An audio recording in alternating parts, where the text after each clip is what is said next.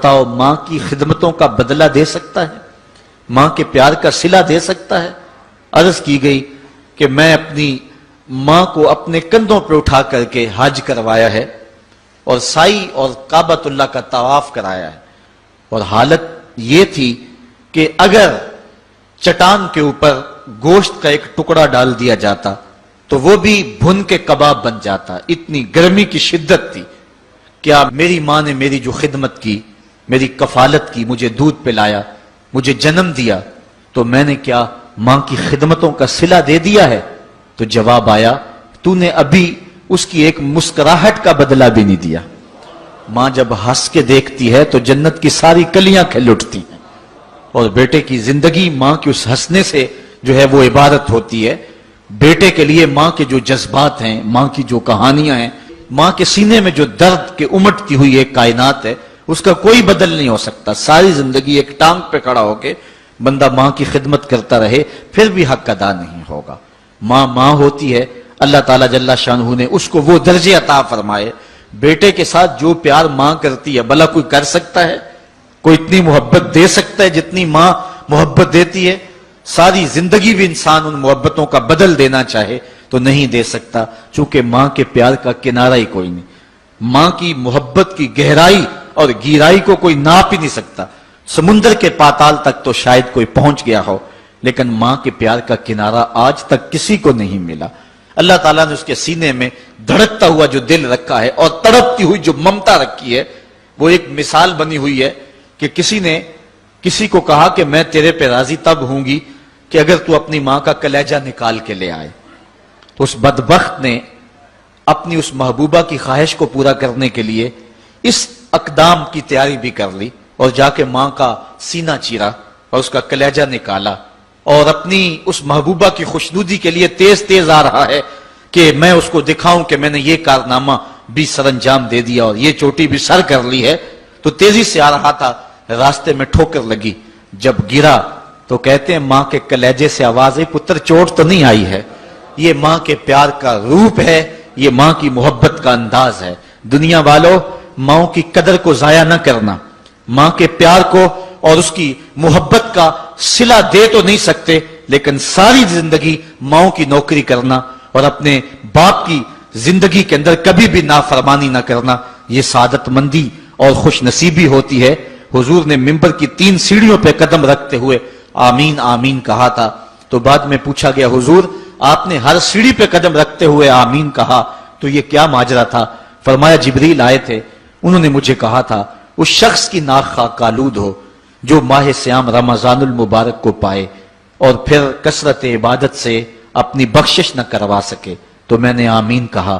پھر کہا اس شخص کی ناک خاک آلود ہو جو والدین کو بڑھاپے میں پائے اور جنتی نہ ہو سکے ان کی خدمت کر کے، تو میں نے آمین کہا۔ پھر جبریل نے کہا اس شخص کی ناک خاک آلود ہو جس کے سامنے آپ کا ذکر کیا جائے اور آپ پر درود نہ پڑے، تو میں نے آمین کہا۔ تو وہ شخص کتنا بد نصیب ہے جو والدین کو ناراض کر لیتا ہے۔ میں کہتا ہوں ساری کائنات ماں کے قدموں تلے ہے، بلکہ میرے محبوب نے جنت کو ماں کے قدموں تلے قرار دیا۔ الجنت تحت اقدام الامہات، جنت ماں کے قدموں تلے ہیں۔ ماں اتنا پیار کرتی ہے کہ جس کا کسی ترازو پہ تول نہیں ہو سکتا، اور اس کے پیار کا صلہ بدلہ ساری زندگی خدمت میں بھی گزار دیں پھر بھی نہیں دیا جا سکتا۔ اللہ تعالیٰ جل شانہ نے ایسا رشتہ ماں کی صورت میں پیدا کیا ہے، جنت کی چھاؤں کا دنیا کے اوپر روپ ہے ماں کی ذات، جنت کی گھنی چھاں ہے ماں کا وجود، اور اللہ نے اپنی رحمتوں کو اگر کوئی صورت دی ہے تو وہ ماں کا روپ ہے، اور ماں کے سینے میں وہ تڑپتی ہوئی ممتا اور محبت کے وہ پگھلتے ہوئے جذبات رکھے گئے ہیں کہ دنیا پر ماں کے پیار کا بدل نہیں ہے۔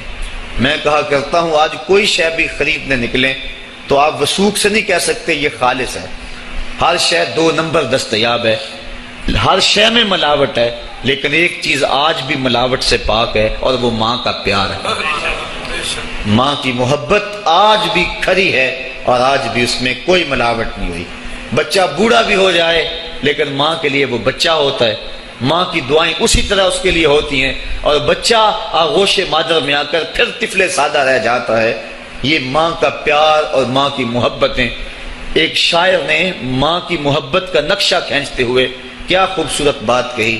وہ کہتا ہے مدت ہوئی میری ماں نہیں سوئی تابش، میں نے ایک بار کہا تھا مجھے رات کو ڈر لگتا ہے. کہا سحری کے وقت میں نے ایک بار اٹھ کے رات کو چونک کر کہا تھا مجھے رات کو ڈر لگتا ہے.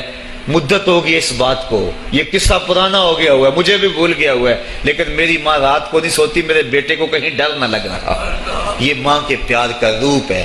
علامہ اقبال جب ان کی والدہ انتقال کر گئیں تو وہ دیار غیر میں تھے، تو اس وقت انہوں نے ایک طویل مرثیہ لکھا اپنی ماں کی یاد میں، جس کا عنوان ہے والدہ مرحومہ کی یاد میں.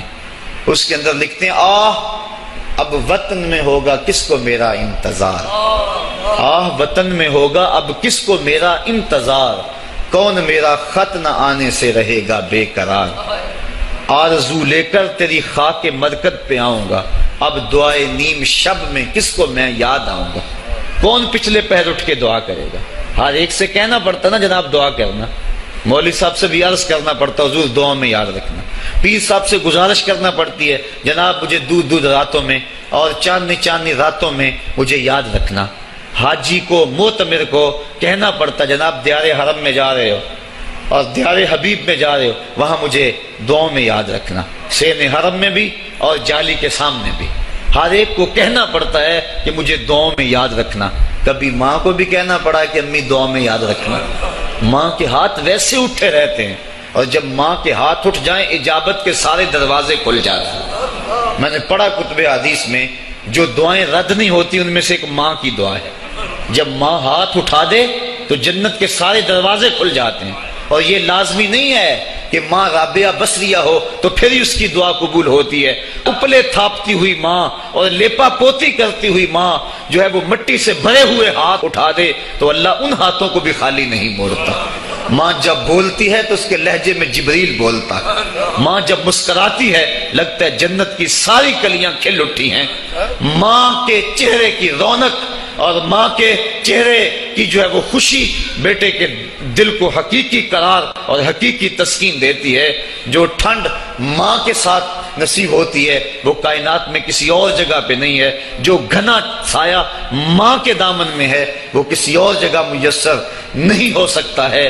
وہ کیا کہا تھا کسی نے کہ 5 اسٹار ہوٹلوں میں کھانا کھانے میں وہ لذت کہاں جو چولہے پر بیٹھ کے ماں کے ہاتھوں سے پکی ہوئی چپاتیاں کھانے میں آتا ہے.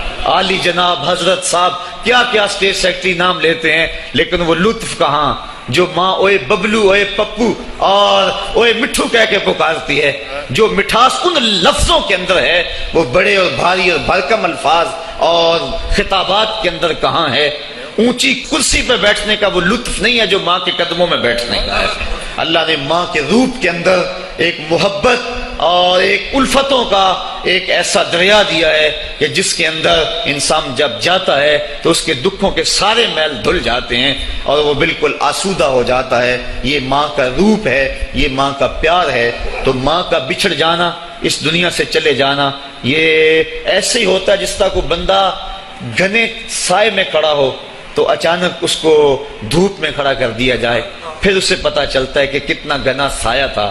جس طرح درخت ساری دھوپ اپنے اوپر سہتا ہے اور جو اپنے نیچے کھڑا ہو اس کو ٹھنڈک دیتا ہے، اسی طرح ماں باپ سارے دکھ اپنے اوپر سہتے ہیں لیکن اپنی اولاد کو ٹھنڈک پہنچاتے ہیں. ماں باپ کے اس دنیا سے چلے جانے کے بعد پتا چلتا ہے کہ میں کتنی گھنی چھاؤں سے کس کڑاکے دار دھوپ میں آ گیا ہوں اور میری زندگی کے اندر کتنے دکھوں کا زہر گل رہا ہے. جو زہر پہلے ماں ہمارے قریب نہیں آنے دیتی تھی، جو باپ ہمارے قریب نہیں آنے دیتا تھا، وہ اپنی باہوں میں اور اپنے سینے میں ان غموں اور دکھوں کو سمیٹ لیا کرتے تھے. تو ماں کا بچھڑ جانا، ماں کا اس دنیا سے چلے جانا، یہ بہت بڑا سانحہ ہوتا ہے.